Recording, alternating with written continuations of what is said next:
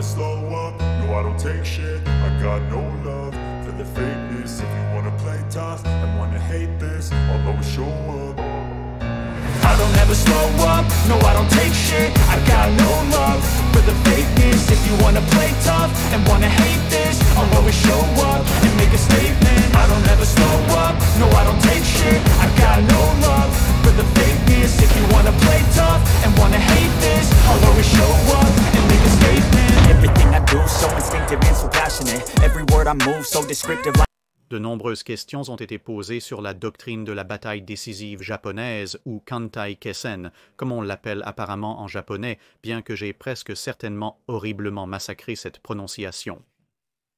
Néanmoins, l'idée centrale de cela était de gagner une guerre en mer par un seul engagement naval massif, la bataille décisive, suite à laquelle, en théorie, le Japon gagnerait et donc remporterait la guerre dans son ensemble. La plupart de ces questions tendent à se demander si elle avait une chance de succès, mais pour y répondre, nous devons vraiment examiner comment cette doctrine s'est développée. Il faut se rappeler, aussi incroyable que cela puisse paraître, que même aussi tard que les années 1850, le Japon n'était pas vraiment sur le radar des puissances mondiales. C'était encore une société fermée qui était, technologiquement parlant, assez considérablement en retard sur un certain nombre de sociétés plus avancées technologiquement, comme la plupart des puissances coloniales. Cependant, dans la seconde moitié du 19e siècle, le Japon a subi une énorme transformation, y compris une industrialisation radicale, et bien sûr cherchant à se mettre sur la scène mondiale. Il y avait un certain nombre de théories concurrentes sur la façon dont cela pourrait être fait, mais en fin de compte, le Japon est une nation insulaire et donc sa principale force de frappe devait toujours être une marine parce que, eh bien, vous ne pouvez envahir nulle part depuis le Japon à moins de transporter vos hommes par mer et pour les transporter par mer, vous avez besoin de navires pour les garder. De même, si quelqu'un veut s'en prendre au Japon, il doit venir par la mer, donc pour empêcher votre ennemi de venir et de vous attaquer, vous devez avoir une flotte pour les arrêter.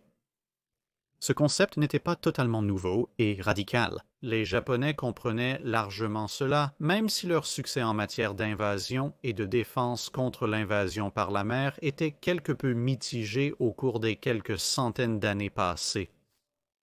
Mais à mesure que la seconde moitié du 19e siècle progressait et que de nouvelles technologies sous forme de fer, d'acier, de vapeur, de torpilles, de canons à longue portée, etc., commençaient à entrer en jeu, il y avait deux principales écoles de pensée concurrentes sur la façon dont une nation insulaire, ou en effet une nation avec n'importe quel type d'intérêt maritime majeur, devrait se comporter. L'une était l'approche traditionnelle, adoptée par des nations comme le Royaume-Uni, à ce moment l'Empire britannique, et cela consistait à avoir une grande flotte de cuirassés et ensuite quelques croiseurs pour faire respecter votre domination globale, plus quelques canonnières pour le travail colonial local. Cependant, les cuirassés étaient grands et coûteux, et une grande flotte d'entre eux l'était encore plus. D'autre part, il y avait une école de pensée qui émergeait de France appelée la Jeune École, et celle-ci soutenait qu'avec les nouvelles avancées en matière de torpilles et de croiseurs rapides, il n'était pas nécessaire d'avoir une grande flotte de bataille traditionnelle. En fait, vous pourriez perturber la puissance d'une flotte ennemie, ou peut-être même couler une flotte plus conventionnelle, basée sur des cuirassés avec des flottes beaucoup plus petites et beaucoup moins coûteuses de torpilleurs, que vous utiliseriez en bataille des croiseurs pour attaquer le commerce de l'ennemi et peut-être un ou deux navires plus grands pour soutenir les torpilleurs lors d'un échange de tirs. Bien qu'en tant que nation insulaire, sa situation géographique et stratégique était beaucoup plus proche de celle du Royaume-Uni que de celle de la France, sa situation financière et industrielle était, disons, pas brillante et certainement beaucoup plus proche de celle de la France que du Royaume-Uni. Et donc, initialement, la marine japonaise a adopté le style de la Jeune École. Cependant, avec l'avènement des canons à tir rapide installés en tant que batteries secondaires, tertiaires et occasionnellement quaternaires sur les plus grands navires de guerre, en particulier les cuirassés pré-Dreadnought ainsi que diverses autres avancées technologiques, le pouvoir de la Jeune École dans la pensée navale européenne commençait à quelque peu s'affaiblir. Puis, dans les années 1880 et 1890, sont parus deux livres, L'influence de la puissance maritime sur l'histoire, le premier volume de 1660 à 1783 et le second volume sur la Révolution française et l'Empire, tous deux publiés par l'historien naval américain Alfred T.A. Mahan. Et il a pratiquement rejeté la pensée de la jeune école, bien que pas directement dans son analyse de la manière dont la puissance maritime a influencé l'histoire mondiale. Et bien que les deux volumes, comme nous l'avons dit, ayant commencé en 1660 et qu'entre eux ils soient allés jusqu'à ce qui était à l'époque le siècle présent, le premier volume contenait en réalité un précis de plusieurs pages de l'histoire navale, jusqu'à ce point parlant de choses telles que les campagnes romaines contre les Grecs et les Carthaginois, et avançant dans le temps à travers l'ère médiévale jusqu'à son point de départ principal dans les années 1600. Mahan a donc plaidé pour une flotte de bataille plus traditionnelle. Les Japonais s'apprêtaient à se lancer dans la première guerre sino-japonaise, ou du moins la première guerre sino-japonaise de cette période particulière, et ils y sont entrés avec en gros une flotte basée sur les idées de la jeune école. Ils en sont sortis avec quelques leçons plutôt importantes qui semblaient indiquer que la pensée mahanienne d'une grande flotte de bataille était peut-être la manière la plus correcte de procéder, car bien que la flotte japonaise ait été de loin la plus moderne des deux flottes, et ait contenu un nombre considérable de torpilleurs et de croiseurs, ainsi qu'une meilleure organisation et leadership, certaines des victoires navales clés de la guerre avaient été des choses très serrées, car tandis que les cuirassés chinois, parmi diverses autres choses, étaient légèrement obsolètes au moment où la bataille a réellement été menée, ils se sont avérés presque impossibles à tuer, les torpilleurs n'ayant eu nulle part près de l'efficacité que la pensée de la jeune école avait dit qu'ils auraient, et les autres croiseurs, malgré une quantité considérable de puissance de feu pour leur taille, avaient encore, lorsqu'ils avaient été occasionnellement touchés, subi une quantité substantielle de dommages. Il semblait assez évident pour les Japonais que s'ils avaient eu un ou deux cuirassés modernes, ils auraient facilement écrasé les Chinois. Et donc, dans les années 1890, la combinaison des leçons de la guerre sino-japonaise et de l'influence de Mahan sur la pensée de tout le monde a commencé à remodeler la doctrine japonaise vers la flotte de bataille basée sur les cuirassés plus traditionnels. L'une des premières choses que le cadre des officiers de la marine impériale japonaise a commencé à apprécier était que, malgré la modernisation et l'industrialisation rapide du Japon, ils n'avaient pas les ressources pour rivaliser avec les puissances navales de premier rang en termes de nombre pur. Et en gardant à l'esprit à ce stade que les trois plus grandes marines du monde étaient la Grande-Bretagne, la France et la Russie, toutes ayant des intérêts coloniaux variés sur la côte Pacifique occidentale et parmi les îles du Pacifique occidental, et dans le cas de la Russie, ils avaient également une frontière terrestre avec la région du Pacifique occidental. En évaluant ces menaces potentielles, ainsi que les Chinois, les Japonais pouvaient être relativement sûrs que les Chinois ne représenteraient pas une menace navale de sitôt, compte tenu des conséquences de la première guerre sino-japonaise. Les Français, bien qu'ils aient une grande marine, avaient le plus petit nombre de préoccupations territoriales globales dans le Pacifique occidental des trois grandes puissances européennes, et ceux qu'ils contrôlaient étaient en grande partie en dehors de la sphère de préoccupation immédiate du Japon. L'Indochine française, futur Vietnam, était la plus grande possession française et ne suscitait pas de préoccupation particulière chez les Japonais. Les Russes, bien qu'ils aient le plus petit nombre de colonies individuelles, avaient, comme nous l'avons dit, une frontière terrestre et beaucoup d'ambitions territoriales, et les Britanniques avaient, bien sûr, un certain nombre de colonies individuelles et une très, très grande marine. Dans les années 1890, les États-Unis n'étaient pas vraiment une grande préoccupation pour le Japon. Après tout, ils étaient de l'autre côté de l'océan le plus grand du monde, et ils n'avaient aucune possession particulière dans le Pacifique occidental. Bien sûr, à l'aube du siècle, la guerre hispano-américaine et une soudaine expansion navale américaine ont commencé à préoccuper quelque peu les Japonais, surtout que la guerre s'est terminée avec les Américains aux commandes des Philippines et d'un certain nombre d'autres petites colonies espagnoles dans la région qui leur donnaient maintenant une préoccupation géographique directe dans ce que le Japon commençait à voir comme sa sphère d'influence. Chacune des trois nations qui représentaient désormais la principale menace pour le Japon, la Russie, les États-Unis et l'Empire britannique, pouvaient déployer des flottes bien plus importantes que celles du Japon, ou même que ce que le Japon pouvait se permettre. Et donc, à ce stade, et pour pratiquement tout le reste de l'histoire de la marine impériale japonaise, l'idée d'avoir des navires individuellement supérieurs aux vaisseaux ennemis afin de compenser la plus grande quantité de vaisseaux ennemis a commencé à prendre racine. À ce stade, les chantiers navals japonais n'étaient pas capables de produire leur propre cuirassé en grande partie, et donc leurs nouveaux navires de combat étaient principalement achetés à l'étranger, surtout dans les chantiers britanniques. Mais quand on regardait les navires que les Japonais achetaient, ils prenaient les derniers designs de la Royal Navy et y apportaient des modifications et des améliorations. Ainsi, le Mikasa, le navire amiral japonais à la bataille de Tsushima qui allait bientôt avoir lieu, par exemple, était dérivé des designs britanniques, mais du design dont elle était particulièrement dérivée, il était très facile d'arguer que le Mikasa était individuellement supérieur. La prochaine étape du plan japonais était d'éliminer l'une des grandes puissances en tant que menace. Après avoir observé les environs et conclu que les Britanniques représentaient la plus grande menace, ils ont décidé de s'allier avec eux. L'alliance anglo-japonaise, entrée en vigueur en 1902, signifiait qu'en un seul coup, le Japon avait réduit sa liste de possibles ennemis dans la région du Pacifique de 3 à 2 et avait éliminé le plus grand d'un coup de stylo. De plus, ils auraient même, en théorie, dans certaines circonstances de guerre, le soutien de la plus grande marine du monde, la Royal Navy, ce qui était encore mieux. Puis, quelques années plus tard, est venue la guerre avec la Russie, et cela marquerait les débuts d'une autre pièce de la stratégie de combat japonaise.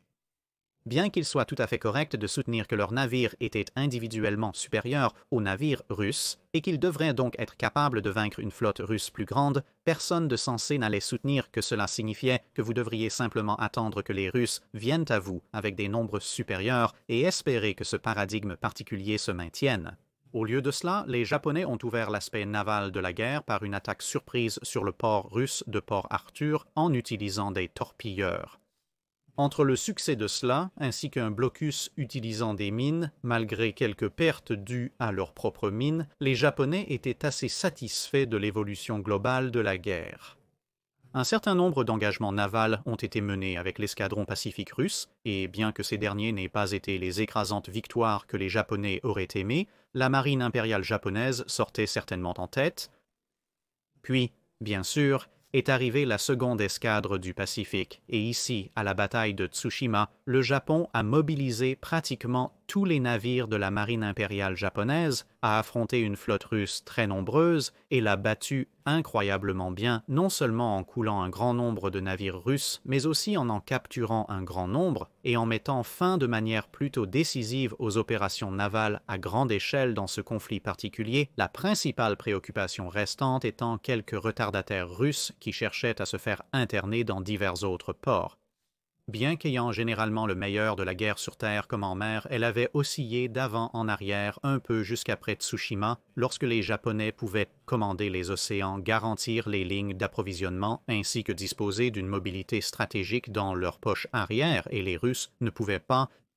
C'était à peu près une affaire classée quant à qui allait gagner. Cependant, cela a quelque peu drainé l'économie japonaise et beaucoup pourraient pointer la bataille de Tsushima et dire « voici où la guerre a vraiment commencé à tourner en notre faveur, c'est le genre de bataille dont nous avons besoin pour nous assurer que le reste n'est que du nettoyage et donc nos guerres peuvent être menées rapidement et, relativement parlant, à moindre coût ». Cela a alimenté l'idée d'une bataille décisive à la Mahan pour gagner une guerre, et ainsi 2 décennies qui ont vu le Japon impliqué dans 2 guerres majeures et se propulser d'une nation relativement intéressante, mais quelque peu stratégiquement, sans importance quelque part au milieu du Pacifique, à avoir réellement un pied sur l'échelon de l'échelle des puissances mondiales, conclu avec ce qui semblait être un modèle pour faire face aux futurs ennemis. Une bataille décisive à grande échelle en mer en faveur du Japon, menée selon les conditions du Japon, qui se terminerait par une victoire pour le Japon et déciderait ainsi de l'issue globale de la guerre. L'attention s'est maintenant concentrée sur la dernière grande menace pour les intérêts japonais dans le Pacifique occidental, les États-Unis. Le fait que les États-Unis soient si loin du Japon a joué à la fois en faveur et contre la stratégie et les tactiques japonaises.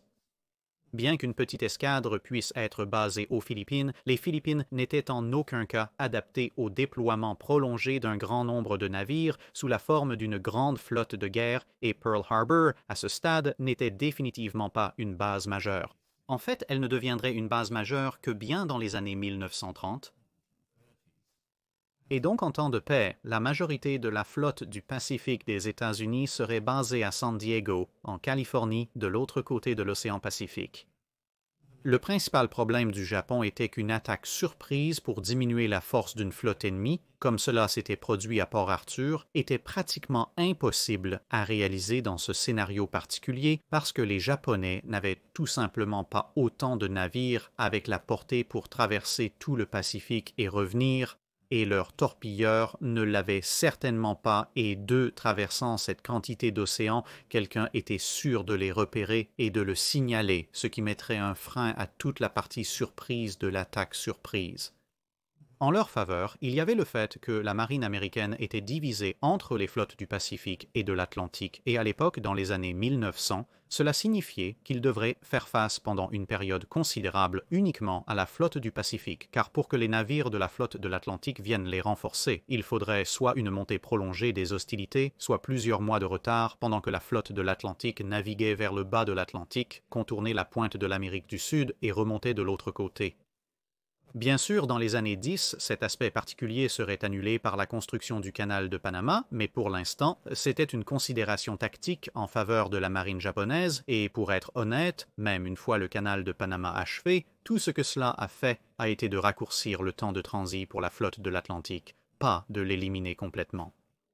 En théorie, cela donnerait au Japon une certaine fenêtre de liberté opérationnelle pour mettre en œuvre ses propres intérêts dans le Pacifique occidental avant de devoir se soucier des navires américains qui apparaissent à l'horizon. Aussi en faveur du Japon était le fait que toute bataille aurait donc lieu dans le Pacifique occidental, donc beaucoup plus près des chantiers japonais et beaucoup plus loin des chantiers américains.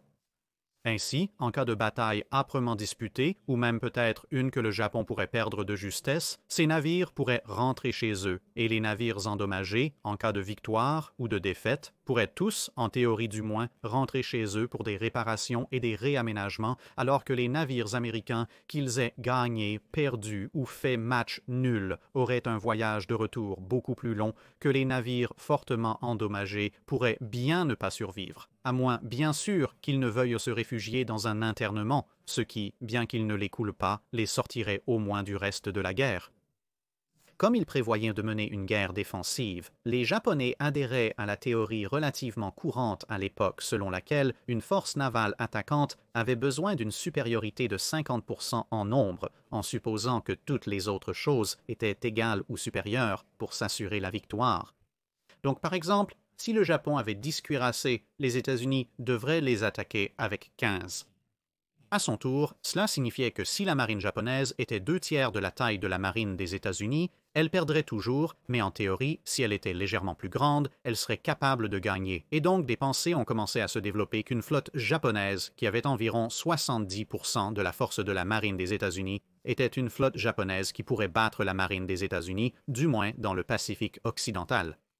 C'était cependant quelque chose d'une marge très mince, car lorsque vous regardiez par exemple les chiffres des cuirassés, une flotte japonaise de la force de la marine des États-Unis pourrait avoir cette différence entre moins de 66% et composée d'une seule coque de cuirassé et une mine malchanceuse, ou un navire simplement en réparation, ou un seul obus bien visé ou très mal visé, selon le côté où vous étiez, pourrait changer complètement cet équilibre de pouvoir en un instant. Comme une frappe massive pour désactiver ou détruire une partie significative de la flotte américaine et rapprocher les chiffres beaucoup plus de la parité n'était pas possible en raison du positionnement mentionné précédemment des navires américains sur le continent américain, les Japonais ont commencé à chercher d'autres moyens de réduire une ligne de bataille américaine de force maximale théorique avant la bataille décisive. À cet égard, les destroyers japonais ont été conçus principalement pour le travail basé sur les torpilles, et leurs croiseurs ont été conçus pour être très lourdement armés, surtout avec des torpilles également, car c'était l'arme principale anti-navire de capital très rapide afin de suivre et de commander les destroyers, et il y avait une forte emphase sur le combat nocturne parmi la marine japonaise. L'idée était d'infliger ce qu'on appelle des pertes par attrition, car la pensée stratégique japonaise estimait que s'ils allaient en guerre dans le Pacifique occidental et qu'ils finissaient par attaquer les possessions américaines comme les Philippines, la marine américaine mettrait les voiles pour essayer de soulager les Philippines et de contrer les Japonais dans une bataille décisive de leur propre chef. Alors qu'ils progressaient à travers le Pacifique, des forces rapides composées de croiseurs et de destroyers, avec peut-être le soutien des croiseurs de bataille de la classe Congo, attaqueraient la flotte américaine la nuit. La marine américaine était largement connue pour être relativement déficiente en termes de force de croiseurs, et tandis que la frénésie de construction de la Première Guerre mondiale avait abouti à la construction d'un grand nombre de destroyers de classe Clemson et Wickes, la théorie japonaise soutenait qu'une force de destroyers escortée par des croiseurs devrait être capable de percer un écran de flotte principalement basé sur des destroyers, surtout lorsque l'on considère qu'à ce moment-là, les seuls croiseurs modernes que la marine américaine construisait ou possédait, cette période étant maintenant l'entre-deux-guerres, étaient soit les croiseurs de classe Omaha, qui étaient vraiment, à certains égards, des destroyers surdimensionnés, avec toute la protection d'une feuille de papier ambitieuse, et les croiseurs de classe Pensacola, Northampton et Portland qui ont été construits pendant les années 20, et la plupart de ceux-ci avaient des niveaux similaires de protection presque inexistantes lorsqu'il s'agissait de combattre d'autres croiseurs avec de lourds canons de 8 pouces. Comme cette pensée s'était développée pendant la période de la Première Guerre mondiale dans les années 10 et s'était poursuivie dans les années 1920, il est devenu de plus en plus nécessaire que cette phase d'attrition soit menée avec un certain degré de succès, car le traité naval de Washington de 1922 avait freiné les plans japonais de construction de cuirassés et de croiseurs de bataille. Les ratios de tonnage désormais fixés entre les grandes puissances signifiaient que le Japon se retrouvait avec une flotte qui, en termes de navires capitaux, serait les 2/3. La force d'une flotte ennemie, que ce soit maintenant les États-Unis, ou peut-être le Royaume-Uni, puisque le traité anglo-japonais a dû être abandonné avec la signature du traité naval de Washington. Ceci, bien sûr, était une mauvaise nouvelle car 66% est moins que, et maintenant seul, on ne croyait pas que la ligne de bataille japonaise pourrait vaincre la ligne de bataille américaine, et ainsi la guerre d'attrition à travers le Pacifique était passée d'un moyen agréable d'augmenter la marge de sécurité sur la victoire à absolument vital pour la victoire. Bien que la réduction de sa flotte de bataille puisse être considérée comme un inconvénient significatif pour les plans japonais, l'avancement du temps, de la technologie et des traités a apporté au Japon de nouveaux avantages qui semblèrent pouvoir plus que compenser, sans inclure leurs forces de croiseurs et de destroyers lourdement torpillés. Pendant la Première Guerre mondiale, le sous-marin avait vraiment atteint sa maturité, et donc la pensée navale japonaise a rapidement commencé à adopter le sous-marin comme une autre branche de la partie de la guerre d'attrition de la campagne navale. Comme il n'y avait pas tant de routes commerciales massives partant du Japon ou de n'importe où près de la zone d'intérêt du Japon vers les États-Unis, l'utilisation de leurs branches sous-marines pour le pillage du commerce n'était pas particulièrement considérée comme une priorité massive.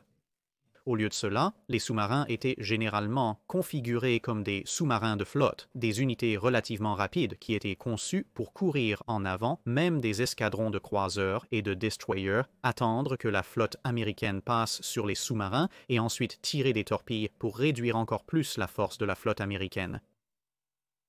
L'autre aspect était l'avion, qui avait également atteint sa maturité lors de la Première Guerre mondiale, mais plus spécifiquement maintenant le porte-avions. Comme le Pacifique est très vaste, les avions de l'époque avaient une portée relativement courte, et donc, bien que certains avions d'attaque basés à terre puissent être pris en compte,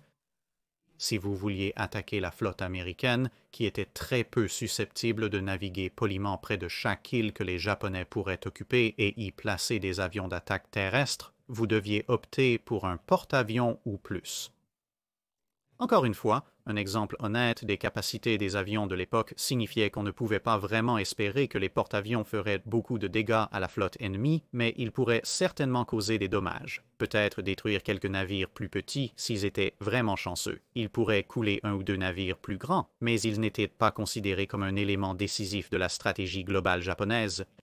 Simplement un autre élément aux côtés des sous-marins, des croiseurs et des destroyers, tous destinés à réduire la flotte américaine à une taille qui pourrait être gérée par la ligne de bataille japonaise. À cet égard, les Japonais ont également beaucoup investi dans les torpilles, car les torpilles seraient l'élément de frappe principal des 4 aspects de leur force d'attrition, et donc finalement le développement et le déploiement de la longue portée type 93 longue lance, son dérivé sous-marin type 95 plus petit et un certain nombre d'améliorations apportées aux torpilles aériennes japonaises. Le haut commandement de la marine japonaise estimait qu'entre les sous-marins et les avions, il pourrait peut-être réduire d'environ 20% la force de la ligne de bataille américaine. Cela ne signifie pas 20% coulés, mais 20% soit coulés, soit suffisamment endommagés pour qu'ils doivent sortir de la formation. Cela réduisait la supériorité américaine s'il commençait à 100% et que les Japonais se souviennent à 66% jusqu'à environ 80%, et 80% contre 66%, c'est une marge avec laquelle les Japonais pensaient probablement pouvoir jouer puisque cela équivaudrait à une coque ou deux, et c'était avant bien sûr que les croiseurs et les destroyers n'interviennent. Maintenant, les chiffres pour savoir exactement combien de navires seraient coulés ou gravement endommagés par l'attaque des croiseurs et des destroyers variaient considérablement lors des différentes évaluations tactiques japonaises tout au long des années 10, 20 et début des années 30, mais on considérait généralement que cela devrait être capable de ramener la flotte américaine à parité ou peut-être même donner aux Japonais une légère supériorité pour la bataille décisive finale, et bien sûr, avec leur rechargement à bord, il était tout à fait possible que les croiseurs et destroyers japonais puissent également s'impliquer pendant l'engagement de la bataille décisive en plein jour. La merveilleuse chose à propos des porte-avions étant aussi qu'ils pourraient également participer s'ils le voulaient vraiment. Et donc les Japonais étaient assez heureux qu'une belle grande bataille décisive puisse être menée et qu'ils pourraient gagner. Et bien sûr, le raisonnement était que s'ils gagnaient la bataille décisive, alors sûrement ils auraient gagné la guerre. Maintenant, alors que les années 30 arrivaient, les porte-avions devenaient de plus en plus une considération. Cependant, avant de parler des porte-avions, leur puissance de frappe et bien sûr le développement des cuirassés de classe Yamato,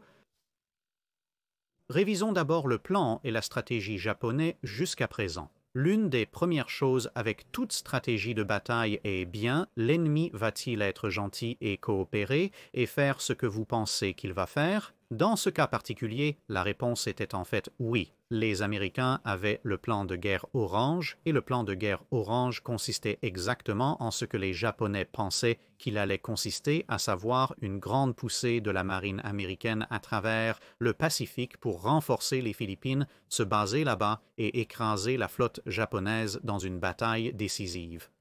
Donc la marine américaine semblait jouer directement entre les mains des Japonais.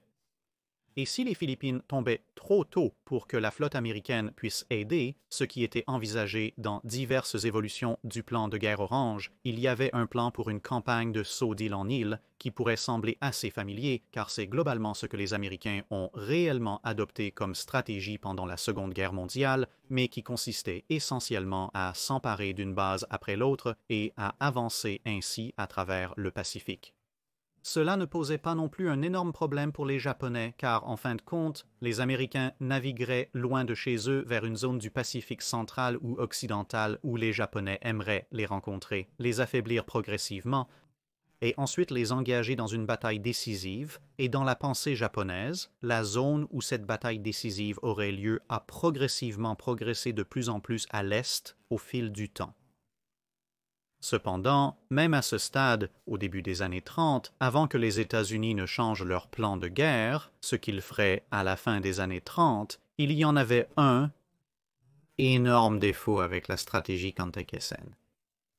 C'était une excellente stratégie pour mener une grande bataille décisive, et bien que l'efficacité ou non des attaques de sous-marins, des attaques aériennes et des attaques de croisière et de destruction ait pu varier en réalité par rapport à ce qu'elles étaient censées être sur papier, il est relativement probable qu'avec un bon peu de reconnaissance et quelques coups de chance, et compte tenu du nombre d'attaques qu'ils allaient leur lancer, ils auraient finalement au moins un ou deux coups de chance. Les Japonais auraient probablement pu gagner une telle bataille décisive en supposant que la marine américaine continue à avancer presque indépendamment des pertes. Mais une stratégie pour gagner une bataille décisive n'est pas une stratégie pour gagner une guerre. Quelque part en cours de route, et en fait lorsque vous regardez divers documents et ressources concernant la pensée navale japonaise, probablement assez tôt en cours de route, la pensée japonaise est devenue un peu embrouillée. Vous voyez, bien que la doctrine de Mahan soit généralement considérée comme la doctrine de la bataille décisive, ce n'est pas réellement le cas. Mahan a plaidé pour une bataille décisive, oui. Il a plaidé pour de grandes flottes de navires de capital, oui. Il n'a pas dit que cela vous ferait gagner la guerre. Ce que Mahan a dit qui vous ferait gagner la guerre, c'était le commandement de la mer, ce que la doctrine de la bataille décisive était censée faire, du moins en ce qui concerne la façon dont Mahan l'a préconisé, c'était de vous donner le commandement de la mer, et la guerre russo-japonaise en microcosme était un assez bon exemple de cela. Vous aviez les divers petits affrontements entre les éléments des flottes russes et japonaises, mais cela ne résolvait pas globalement qui avait le commandement de la mer, et donc, alors que beaucoup de campagnes étaient basées sur terre, tout restait en flux, parce que si le Japon perdait le commandement de la mer, il ne pourrait plus approvisionner, coordonner et déplacer ses troupes, et donc il perdrait. Si le Japon pouvait prendre le commandement de la mer, alors ils auraient une mobilité absolue et un réapprovisionnement facile sans grand risque pour leurs troupes, et tant que l'argent tenait, en théorie, ils gagneraient. En supposant que les Russes n'inondent pas tout en masse, mais étant donné que c'était à l'autre bout du transsibérien, c'était relativement peu probable. Après la bataille de Tsushima, le Japon a obtenu le commandement de la mer, lui permettant de l'exercer et de remporter la guerre. Mais quand vous regardez en arrière ce que Mahan avait écrit sur les batailles navales précédentes, à la fois dans l'histoire ancienne et quand il a regardé plus soigneusement et précisément la dernière partie du deuxième millénaire, vous pouvez voir son point revenir encore et encore. Trafalgar a été la bataille décisive, mais les guerres napoléoniennes n'ont pas pris fin pendant encore 10 ans, bien qu'il y ait eu une petite interruption au début des années 1810. Ce que Trafalgar a fait, c'est qu'il a donné à la Royal Navy le commandement de la mer, et avec le commandement de la mer, la Royal Navy a ensuite pu mettre en place un blocus beaucoup plus strict et sévère des ports ennemis, ainsi que ravager le commerce maritime ennemi et bien sûr sécuriser leur propre commerce maritime, stimulant ainsi leur économie aux dépens de leurs ennemis, dans ce cas la France napoléonienne. Il faut garder à l'esprit que si 1805 a été l'année de Trafalgar, certaines des plus grandes victoires de Napoléon, comme Austerlitz, sont postérieures à Trafalgar. Et de même, la guerre hispano-américaine, beaucoup plus proche de la période où les Japonais développent leur stratégie de bataille, ne s'est pas terminée avec la défaite des flottes espagnoles à divers endroits à Cuba et aux Philippines, mais ce que signifiaient ces défaites, ces diverses petites batailles décisives, c'est que la marine américaine avait le commandement de la mer, et avec le commandement de la mer, il pouvait commencer les invasions de ces zones, et il pouvait tenir ces zones, et il pouvait approvisionner ces zones. Et l'une des plus grandes craintes était que les Espagnols envoient leur unique cuirassé pré-dreadnought aux Philippines et reprennent le commandement de la mer, bouleversant ainsi tous les efforts américains dans cette région.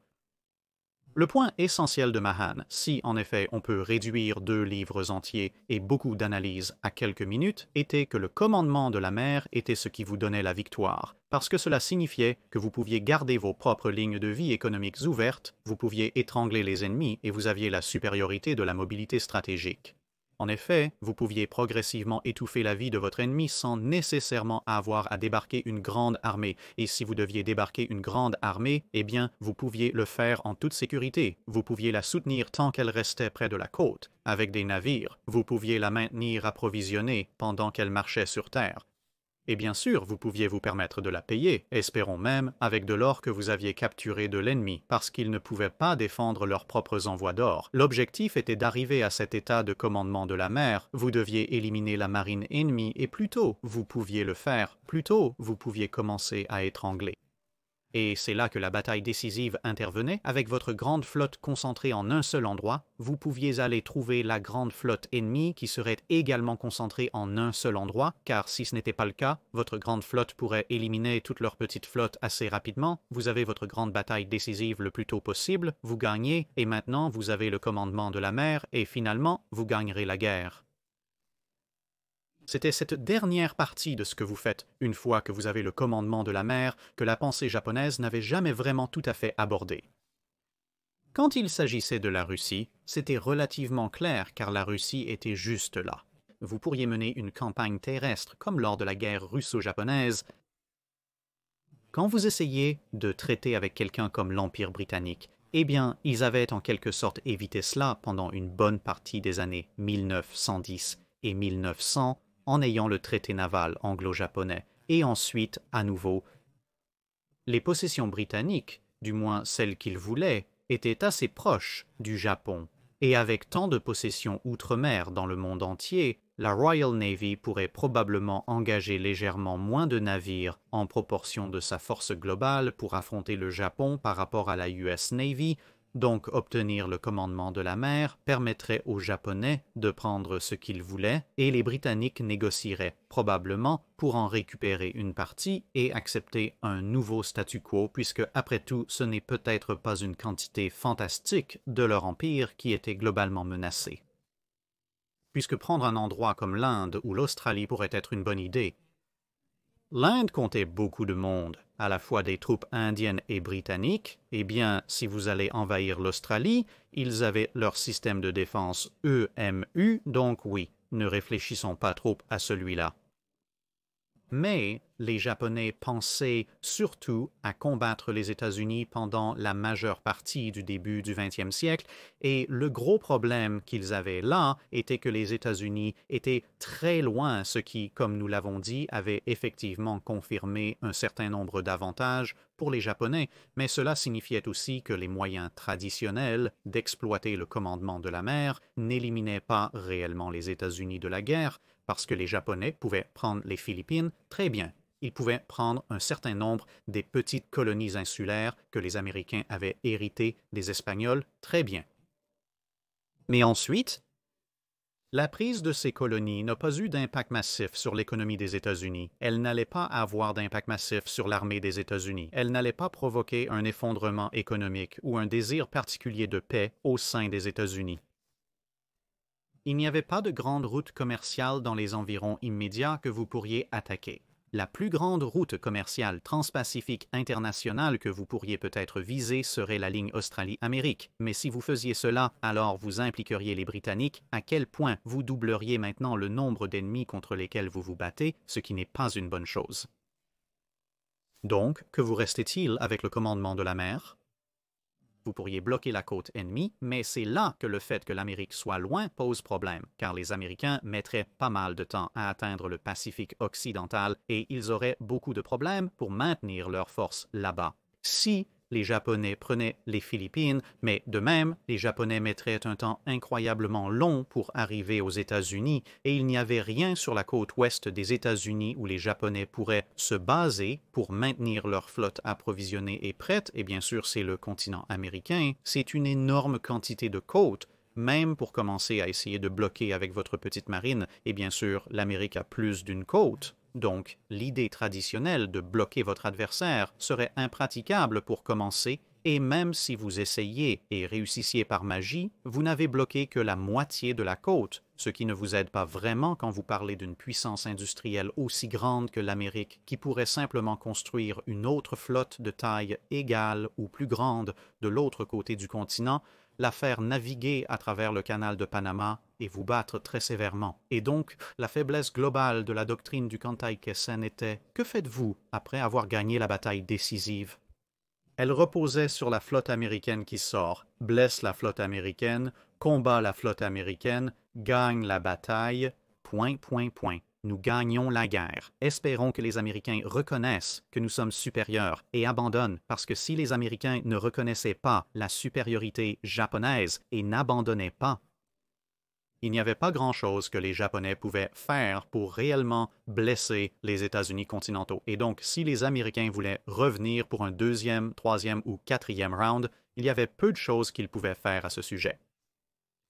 La seule chose que les Japonais avaient vraiment pour eux du côté lointain d'une bataille décisive réussie, c'est que pendant une bonne partie du début du 20e siècle, les États-Unis étaient dans une phase assez isolationniste et donc potentiellement, si rien d'important sur le continent américain n'était menacé et qu'il allait falloir des années et des millions de dollars pour reconstruire une flotte, et que la fierté américaine n'avait pas été trop massivement offensée, il y aurait une petite chance que les Américains négocient une paix. Ils pourraient revenir quelques années plus tard, mais en théorie, à ce moment-là, la flotte japonaise, maintenant supérieure en nombre, serait en mesure de maintenir une avance à la fois en nombre espéré, mais au moins en qualité. Cela supposait bien sûr que vous ne fassiez pas quelque chose comme, disons, lancer une attaque surprise qui coûterait la vie à des milliers d'Américains qu'ils étaient très peu susceptibles de pardonner autrement que par une reddition inconditionnelle. Mais bon, comme nous l'avons dit, il n'y avait pas vraiment grand-chose que vous pouviez faire pour l'imposer parce que la flotte américaine était à San Diego, donc tout cela semblait très improbable, malgré la faiblesse flagrante. Mais revenons à la planification japonaise dans les années 30. Au fur et à mesure que l'idée évoluait, les Japonais ont remarqué que les capacités des avions évoluaient assez rapidement. Ils ont donc commencé à construire davantage de porte-avions dédiés cette fois-ci. Ils avaient construit Oshio, mais leur principale force de frappe jusqu'alors était Akagi et Kaga. Mais avec la construction de Soryu, Hiryu et les plans pour Zuikaku et Shokaku, le bras des porte-avions se développait assez rapidement. Je veux dire, ils avaient aussi construit Ryukyu, mais la plupart des gens faisaient semblant d'oublier que Ryukyu existait réellement. Mais comme avec toutes les grandes marines à ce stade, il y avait une discussion assez animée sur la question de savoir si le porte-avions était l'avenir ou si le cuirassé resterait le roi des mers. Les porte-avions étaient certainement utiles, et c'est pourquoi ils en construisaient de plus en plus, et la puissance de frappe plus meurtrière du porte-avions augmenterait en théorie le pourcentage de la flotte américaine qui pourrait être endommagée ou détruite par les frappes aériennes d'attrition, ce qui était bien. Et bien sûr, avec cette puissance de frappe théoriquement en hausse, de l'autre côté également, les porte-avions seraient nécessaires pour défendre la flotte contre les attaques aériennes américaines entrantes, et donc idéalement pour couler également les porte-avions américains. L'autre aspect de la pensée japonaise soutenait que la ligne de bataille des gros canons était toujours finalement le facteur décisif global, et donc, bien qu'un investissement dans les porte-avions soit justifié, jusqu'à un certain point, l'investissement principal devrait bien sûr être dans des cuirassés super gigantesques. Cela était en partie dû au fait que les Japonais ne seraient jamais en mesure de rivaliser en termes de nombre pur, mais aussi au fait que, au moins pour l'instant, les chiffres réels étaient relativement contraints, et cela rendait le concept de super cuirassé assez attrayant par rapport à la Première Guerre mondiale, où vous auriez pu avoir des flottes au sommet composées de dizaines de navires de guerre. Même les plus grandes marines du monde à ce moment-là n'avaient qu'un peu plus d'une douzaine, et donc avoir un super cuirassé qui pourrait affronter 2 voire 3 cuirassés ennemis à la fois pourrait être un énorme multiplicateur de force qui, en théorie, porterait la puissance de la ligne de bataille japonaise à une parité approximative avec la ligne de bataille américaine, même si les sous-marins, les avions, les croiseurs et les destroyers ne parviennent pas à faire grand-chose à la marine américaine. Cela aboutirait bien sûr au cuirassé de la classe Yamato.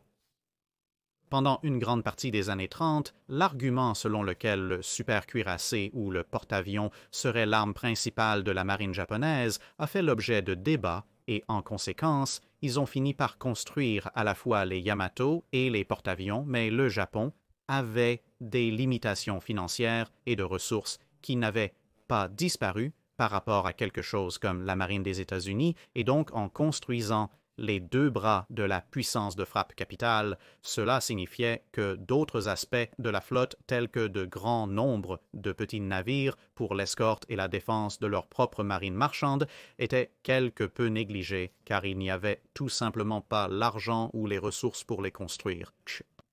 Et bien sûr, selon la doctrine du Kantai-Kessen, il n'était probablement pas nécessaire de toute façon, car après tout, vous n'aviez besoin d'escorter et de protéger votre flotte marchande et de chasser les sous-marins ennemis que si les sous-marins ennemis et les raiders de surface venaient après votre flotte, et sûrement si vous avez une bataille décisive massive et que vous détruisez la flotte ennemie, alors ils n'ont pas les navires pour vous poursuivre en premier lieu. Et même s'ils ont quelques survivants, sûrement qu'ils demanderont la paix, donc cela n'a pas d'importance de toute façon, n'est-ce pas?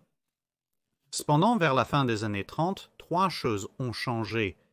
2, les Japonais le savaient. 1, ils ne le savaient pas. Et ces éléments signifieraient finalement que le Kantai-Kessen n'a jamais eu lieu. L'aspect qu'ils ne connaissaient pas était l'avancement de la pensée tactique et stratégique américaine. La fin des années 30 a également vu la fin du plan de guerre Orange et son remplacement par le plan de guerre Arc-en-Ciel 5. Bien qu'il ait conservé une grande partie de la stratégie de saut d'île en île des dernières itérations du plan de guerre Orange, il a abandonné l'idée d'envoyer la flotte américaine en masse pour aider les Philippines, et ainsi, d'un seul coup, il a enlevé le principal pilier stratégique du Kantai-Kessen qui était que les Américains viendraient à eux. Les deux autres facteurs que les Japonais connaissaient certainement étaient l'ascension de l'amiral Isoroku Yamamoto au commandement de la flotte combinée et le déplacement de la marine américaine de ses mouillages à San Diego à son nouveau mouillage à Pearl Harbor. Les Japonais, ignorant la modification du plan de guerre Arc-en-Ciel 5, n'ont pas vu le déménagement à Pearl Harbor comme un problème majeur au début. Cela signifiait que les États-Unis fonctionneraient sur une chaîne logistique plus courte que prévu par les Japonais, ce qui était assez agaçant. Mais d'un autre côté, cela a permis une concentration des atouts d'attrition japonais dans un espace légèrement plus petit que l'ensemble de l'océan Pacifique, donc globalement c'était acceptable.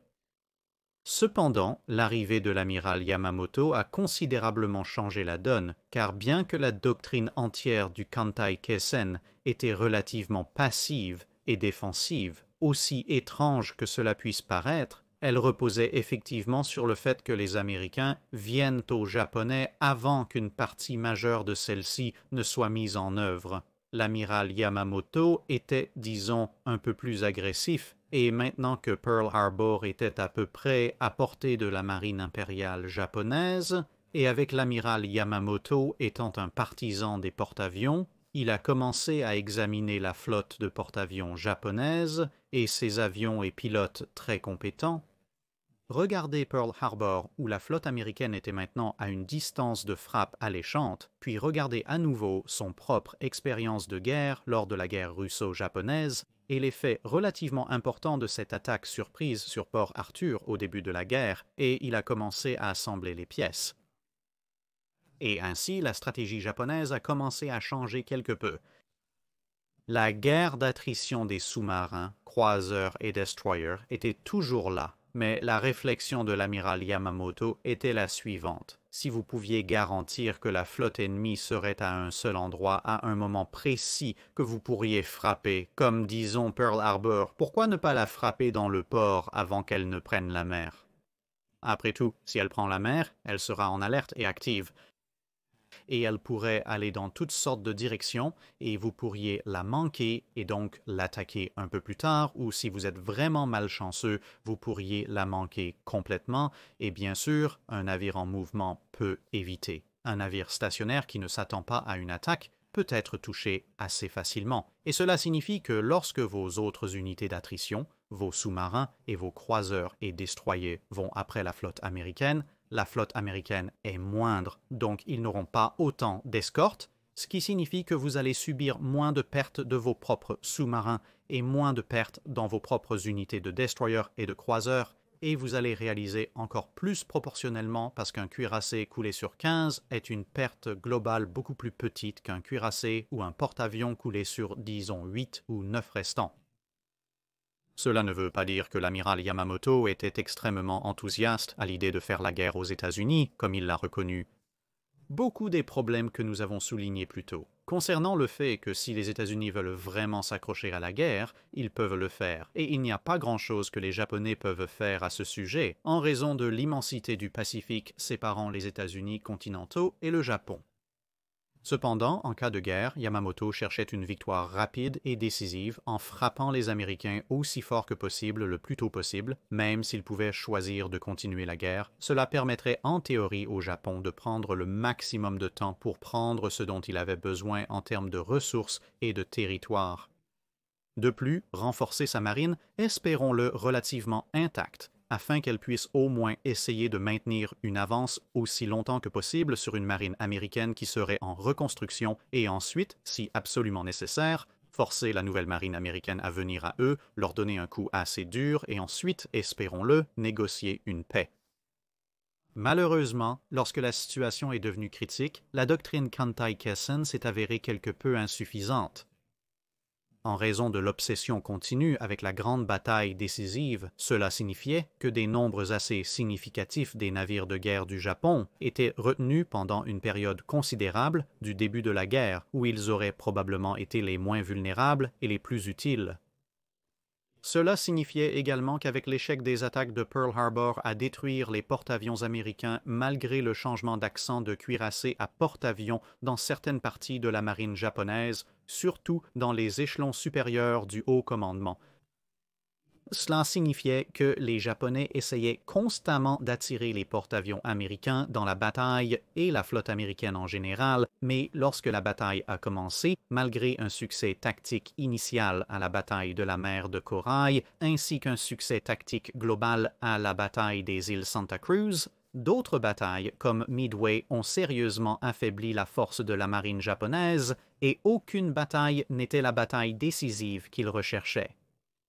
En effet, l'un des facteurs contributifs à la façon dont Midway s'est déroulé était le fait que, parce que la marine japonaise avait mené une série de campagnes et d'engagements en cours, la force globale de leur groupe aérien avait été quelque peu réduite et ils n'avaient donc pas autant d'avions disponibles sur les différents ponts d'envol qu'ils auraient pu en avoir au tout début de la guerre.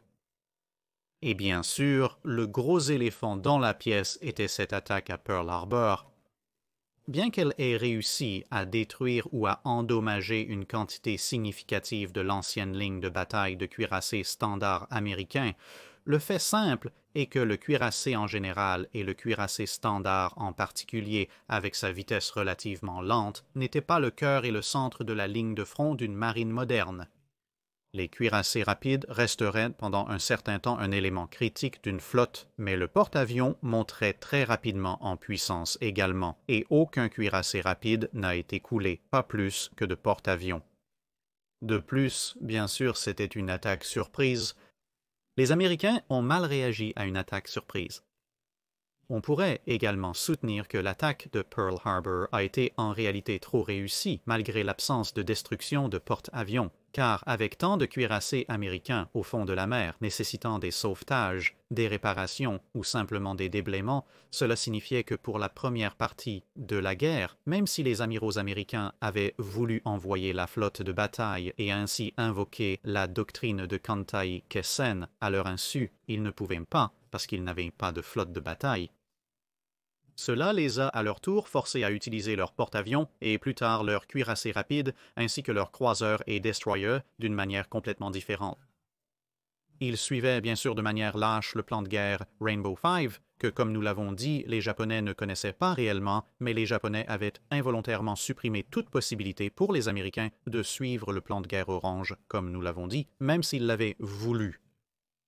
Et donc, à travers toute une combinaison de circonstances, la grande bataille décisive que la marine japonaise anticipait n'a jamais eu lieu. Au lieu de cela, la force porte-avions japonaise serait progressivement réduite en 1942 et 1943 jusqu'à ce qu'elle ne soit plus que l'ombre d'elle-même.